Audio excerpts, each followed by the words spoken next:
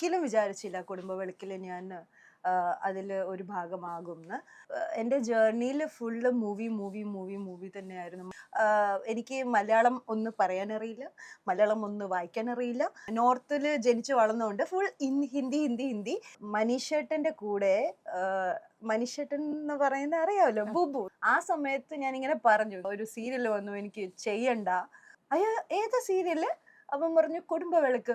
അയ്യോ എന്റെ അമ്മ ഭയങ്കരമായിട്ട് കാണുന്ന ഒരു സീരിയലാണ്, അതിലേത് ക്യാരക്ടർ? ഞാൻ പറഞ്ഞു വേദിക. അയ്യോ താൻ പോയി ചെയ്യണം, അത് അടിപൊളി ക്യാരക്ടറാണ്, സൂപ്പർ ആണെന്നൊക്കെ പറഞ്ഞു. ചെന്നപ്പോഴാണ് അറിയുന്നത് വീട്ടമ്മയായിട്ടുള്ള നല്ലൊരു ഭാര്യന്റെ നല്ലതായിട്ടുള്ള ഭർത്താവായിരുന്നു അത്.